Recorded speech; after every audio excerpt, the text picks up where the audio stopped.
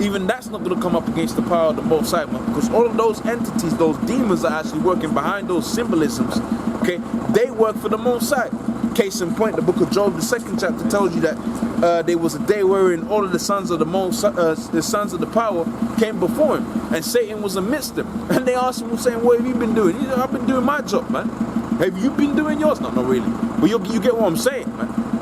He said basically, I've been doing my job. I've been going to and fro, right? And I've been tempting who needs to be tempted. I've been jacking up who needs to get jacked up. Okay, I've been doing my role, and that's his role. His role is to play the part of being bringing forth mischief, so to speak, man. Right? But he's a constant board member amidst the sons of the Yahweh, man. Okay, he's amidst them, just as he's gonna be next to the Most High. There ain't no eternal conflict that's out there within the realms of the spiritual realm, right? Where you go into where your house side, right, which is the Lord, right, is fighting against the spiritual demon Satan, man. That's actually being played out upon the earth, where we are fighting against this man, and we're doing it in a spiritual sense right now. Right, but ultimately that's going to manifest itself in a physical sense, right, when the Lord comes back. All right, because the Lord says, "I'm going to make you a new threshing instrument." To do what? What are you going to do with a new threshing instrument? You're going to put it, you're going to sharpen it, you're going to, get it nice and sharp to put it up, mount it up against a wall and lay it up as a monument. Now you could do that, but that's not what the Lord's going to do with it. He's going to use that new threshing instrument as a means of executing judgment, man, and that's what's coming upon these different nations, man, whether they like it or not. All right, whether they're going to get down with the program or not, the Most High don't care, man. All right, the Most High is going to institute that judgment, and he's going to jack these different nations up, man. Now, I'm going to have to switch gears because it's raining out here now. So we go off the phone. All right, maybe I might do that sit down, complete those different. I might complete those different precepts, as a sit down, but. We're gonna have to get into a one-hand operation. All right, that's not gonna stop the word. All right. So let me get the old phone out. Get into some scriptures that's concerning the judgment that Esau's gonna get. I'm gonna start in the book of Isaiah, the 13th chapter. Not the 13th. In fact, that's the spirit. I'll go to Isaiah, the 13th chapter. I wanted to go to Isaiah, the 63rd chapter. But since I said Isaiah the 13th chapter, that's a good chapter too, man. Speaking about the judgment on Esau. All right, and then we jump around a little bit. I might quote things here and there. All right, different news articles and all of that. All right, but as for the rest of those precepts is concerning that lesson, I might do that as a sit down one of these days. Because the devil is doing his magic, so he takes a holiday for that shit. So it's a bank holiday and that, so I'm gonna have some time to do that. So this is in the book of Isaiah, the 13th chapter, and I'll use that, but I'll quote some other scriptures amidst that, unless it stops raining and I can get back into what I was doing. So this is Isaiah the 13th chapter, and it says, "The burden of Babylon, which Isaiah the son of Amos did see." So Isaiah the son of Amos, he saw a vision, right, of the burden of Babylon. What's the burden?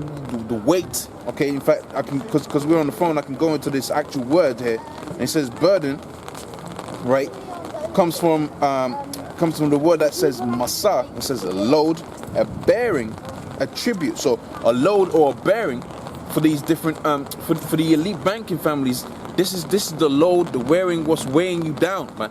Right, and what's weighing them down, what's really, having it to where they're gonna try really push real hard. In fact, the scripture says in the book of Revelations, the 12th chapter, right, round about the 12th verse, how that they were gonna come down having a great wrath, right? That's because of that load, that burden, man, that great bearing that they have, that masa, all right? And it says a load, a burden, a lifting, or uplifting, to that to which the soul lifts itself, a bearing, a carrying, a tribute, right? Right, and pretty much, that's, it says from a burden, especially a tribute, right? A protege, all right? It says chiefly a doom. Okay, so it says chiefly a doom, right? So that's part of the doom that's gone before you, heathens, man. All right, and this is what the Isaiah the son of Amos was going to speak upon, man. All right. So it says the doom. So let's put that definition in there, right, within the book of Isaiah the 13th chapter, and I put that at the word there, burden. It says the doom of Babylon, which the son of Amos, which Isaiah the son of Amos did see, man. Now you got the understanding of that word burden, man. Okay, so the doom of Babylon. All right. Let's go to that word Babylon too, man. What's the word Babel? So it's Babylon, right? Ancient site or capital Babylonia, modern day Hilla. So that they get into the history about that. Okay, but what we know through the scriptures is that there was gonna be a new Babylon that's gonna be set up. Now, what's the proof of that? The book of Revelations, the 18th chapter. All right, I forget the exact scripture where it talks about the daughter of Babylon, but I believe it might be Isaiah the 47th chapter.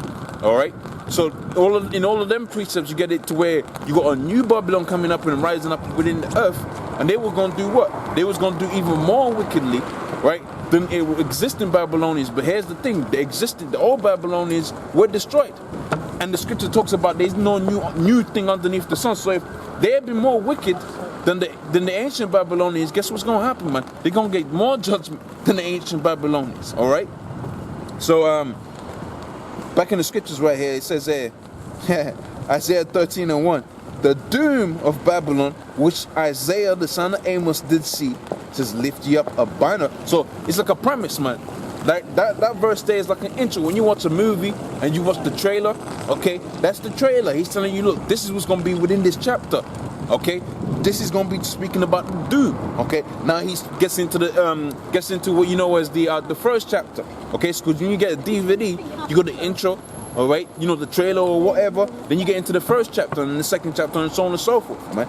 So in the first chapter it says here, lift ye up a banner upon the high mountain, exalt the voice unto them, and shake the hands, that they may go into the gates of the noble, which is what we're doing right here, right now, man. We're going out into the gates of the noble, telling you Negroes, Hispanics, Native Americans again, just to quote it again, to get right with the Most High, all right? To stop, stop doing what you're doing, man. Stop doing wickedly, man. Okay? And turn back onto the Most High, all right? So it says here, lift you up a banner upon the high mountain, exalt the voice, right, and shake the hand, all right, that they may go into the gates of the nobles. It says, I have commanded my sanctified ones, right? I've also called my mighty ones for my anger, right? Even them that rejoice in my highness, all right? So it says, the noise of a multitude in the mountains, like as of a great noise, right? Of people, tumultuous noise, right? Of kingdoms and of nations gathered together, for Lord of hosts mastereth of the host of battle, all right? So the situation that you have out there within Russia, all right? Within out there, around about the Baltic Sea, okay? You got it to where they're talking about, I quoted it earlier when that woman came up, man. They're talking about this so-called Russian aggression, which is non-existent, because you got it to where the Americans out there within the Baltic Sea, man. They're in Russia's region. They're in Russia's territory, man. So the Most High, but see, really, you got it to where the prophecies are coming to pass, in that the Most High talked about how, the scripture talks about how the Most High was going to have to put hooks within the jaws of Russia. They're going to have to get dragged out into that war. And you got into where that's what's manifesting upon before all of these people, man. They're being dragged. The Russians are being dragged out into a war that they don't want, man. And you had all kind of articles. I believe I did a video on that. Okay, you got into where you got all kind of articles explaining that same sentiment, man. Right, explaining the same exact thing that I'm talking about, in that they're actually dragging them different countries out there, Syria, what's another country? Iran, because Iran was imposed with all kind of sanctions for the longest time. They had all kind of sanctions imposed upon them, right? That took like 10 billion off their so-called GDP, man. Is it? I don't know if it's a GDP. They took, or was it sanctions worth about $10 billion, man? Okay, so they wiped off a lot of the Iranian economy off of them. So, it's no surprise that these different so-called Middle Eastern countries are going in against the so-called Americans, man. All right? But that all goes back onto prophecies to where the Most High is really summoning all of those different nations to come out here and battle up against each other, man. All right? He's using this man, the devil, all right, to go out there try to set up his so-called government. Really, he doesn't go to do that. That's that's a misnomer. I say that a lot, but really that's a misnomer because what? Because that's not what he's doing, man. This man's not going out there to set up governments, man. He goes in there and just destroys, man. All right. You had this situation out there within Afghanistan. All right. Right, and he went up into there. All right. He so-called was looking for so-called weapons of mass destruction, of which he knew they weren't no weapons of so-called mass destruction. All right. Now here's the thing: if you're talking about weapons of mass destruction, it's either one or two things: non-nuclear or nuclear. Now you've seen all kind of movies where they can find out where the nuclear weapons are being kept and so on and so forth, and they got nuclear weapons embargo and all of that, so they can find that. So it wasn't talking about that. All right. So they used that whole thing of the Taliban as the boogeyman to go up in there to get opium control and oil control of that of Afghanistan and Iraq and so on and so forth. But really, it goes back onto America, because when they did that thing with 9/11, they was able to take away all kind of rights from amongst those people. You boys all right, yeah? You believe in God? No? It might be French or something, man. Okay, I don't know no French, you know. But it's the spirit might just gonna jump on different brothers to get into them different languages one of these days, man. Because one of them guys is gonna walk up past the camp and he's gonna be of the elect, and the Most High gonna put it within that, within one of the brothers' spirit to get into them different languages, man. All right. You see, we're in that time right now. We're in a very spiritual time. See, people don't, these different cats don't realize, man. We're in a very spiritual time right now. And that coincides with exactly what I'm talking about now, right? Where this devil is being manifested as being a devil, right? And now he's trying to get out there into Russia. But you see, people all kind of, you see, when they had the turmoil out there within Afghanistan and Iraq and so on and so forth, really you didn't have the internet being pushed out that much. Okay, people had the internet, but you didn't have it like how you have it today. For instance, you might have a computer that you can send emails off of, but you ain't got no bandwidth to play videos or any of that, so you would watch what? The mainstream media. Now, what do we know about the mainstream media? We know that the mainstream media is controlled by a few of the elite, man. Okay, so a few of the elite who are in what you know as who are in direct control of people's opinions, right? They're trying to obtain direct control of people's opinions. They're gonna do what? They're gonna do all that they can, all right, to make you believe what they want you to believe, all right? Okay, now you got it to where the internet, dudes can buy tablets, phones, mobile phones, and all of that. Okay, laptops, and you have a computer, and have a TV, and all of that is all connected up to the internet, right? And you got it to where you got different guys pushing out that so-called alternative news. You was gonna have it to where this man, the devil, was gonna be even more manifested, right? So they can't just move like how they used to move in the past. But see, now they learned that they can't just move how they used to move in the past by way of the internet. They just going being even more demons, man. They just bumming up whoever they want to bum up, and they just make up any story, man. Right? Using all kind of crisis actors and so on and so forth. Some of the worst actors I've seen. Okay, all right. And then they'll say that's what's happening, man. That's the situation that's gone down, man. All right. But see, this man's being manifested to being a deceiver, man. All right. And all of these nations are gonna wake up to being a deceiver. And the scripture says, all them that are that confederacy, right, shall turn against thee, man. All them that have all them that sit at that table have laid up a snare for thee, man. And what's a snare? A snare is a trap. All right. So you had it to where if Putin went out there and he had a meeting with a bomber and so on and so forth. But really, he could have been supplanting, because what's the trap that he set up? His trap was this. Look, I'm not coming out here for war. I'm coming for peace, man. I don't want the war that you're trying to get me into, man. Because it's gonna be all out nuclear war. All right. So that put them Americans at the trap, man. Another example of them being put in the trap when them Russians came out there within into Syria. All right. They made the American government look stupid, man. All right, because they was talking about fighting ISIS, and the Russians came up in there and took down all kind of ISIS, man. Okay, of which when you find out really who funds ISIS and provides them with weapons and so on and so forth, it all leads back onto the American government, man. Okay, right? It all goes back onto the American government, whether it's by way of Pakistan. If Pakistan is an EU member, all right, and who's another EU member who benefits by way of the so-called, who benefits by way of ISIS? The American government, man. It's all about who benefits in this game, man. All right, who benefits from whatever's going down out there. That's what helps you to find out the truth. All right, so let me get up the next verse of this. All right, this is the next verse. So it says, the noise of a multitude, okay, right, in the mountains, like as a tumultuous noise of great people, or tumultuous noise of kingdoms and nations gathered together, for the Lord of hosts mastereth up the host of battle. So, like I said, the Most High is putting that spirit out, and he's summoning all of these different nations to go to war with each other, man. All right. And they come from a far country. Now, let's talk about the ice, the missiles and that. In fact, I might jump to, when I read this verse, I'm going to go to Job, the 20th chapter. But I'm going to read the whole chapter, because, I've only got one action, and, I can scripture in the umbrella, so I'll get the whole chapter of Job. Really, the point is going to be in the latter part of Job, where it talks about, in fact, I think it talks about the heritage appointed unto him by the Most High, which I quoted earlier, but it talks about how the judgment, the missiles is gonna come out, their silos and all of that, and it describes it by what he had at the time to describe it. Okay, so let me read this, and I'll go to Job, the 20th chapter. It says, they come from a far country, from the end of heaven, even the Lord and the weapons of his indignation to destroy the whole land. Okay, so they come from a far country. Now, how far is China from the west? Right, it's complete other end of the end of the world, man. That's the far east, and America is the far is the far west, man.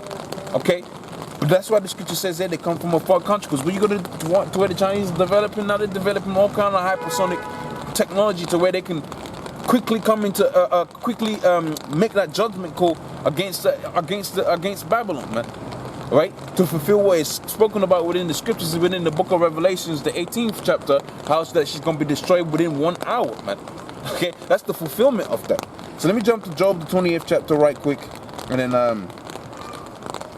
then we can come back to Isaiah, the 13th chapter.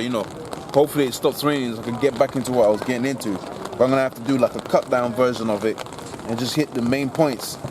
So this is Job 20th chapter, starting from the top. Alright, in fact I'll start from the 3rd verse. This is Job, the 4th verse. Job 20:4 says, knowest thou not this of old, since man was placed upon the earth, that the triumphing of the wicked is short, and the joy of a hypocrite is for a moment. Okay, and that's a cut. Alright, all of that triumphing that they're doing, right, the joy that they're doing because they think they can establish their so-called new world order. Alright, all that joy of the hypocrite, that's just for a short period of time, man. Alright, they can only do that for a short period of time because what? Because the Lord said he will suffer you to do your wickedness, but ultimately he's going to come in and he's going to hit you with a judgment, man. Alright, ultimately he's going to come in with a judgment, man. You can do all of the wickedness that you're doing, but the Most High will suffer you for a period of time, man. But then after a while, it's going to be like, nah, man, time to do away with you. That's why the scripture saying, hey, knowest thou not this of old, that since man was placed upon the earth, that the wicked, the triumphing of the wicked is for a short time, man. Right? It's going to be so, Esau really had a short time to, rejoice over taking down the so-called Negroes, Hispanics, Native Americans. He didn't do it single-handedly. Really, the Most High took us down, man. Right? If you go back into the times of the 1600s where you had all kind of, you had it to where you had all kind of, different Jake kingdoms set up, right, within Europe, okay, and those those different Jake empires were taken down by the Most High. The Most High pulled that spirit off of them guys and set up the Black Plague and so on and so forth. And that's why it was known as the Black Death, anyway, man, because the Most High was giving death onto them blacks, man. All right, that didn't happen to no Edomites, man. Them curses going before them Edomites. Right, because the scripture talks about how all of them curses that befell us, they're going to translate onto them because the curse is going to go somewhere. It's an energy, it's a spirit. Them curses are energy and it's a spirit. And the scripture, really science tells you that, so-called science tells you that energy can't be destroyed. So they're going to go to somewhere, man. All right, and he's taking the fatness of the earth, those blessings are going to go to somewhere. Okay, the only thing that's going to be done away with is the wicked, man. All right, as for the judgments, the curses and all of that, they're gonna have to go somewhere, man. All right, I think it's about to stop raining anyway, so I might get back into what I was getting into. I don't know what the fuck these niggas is doing with these.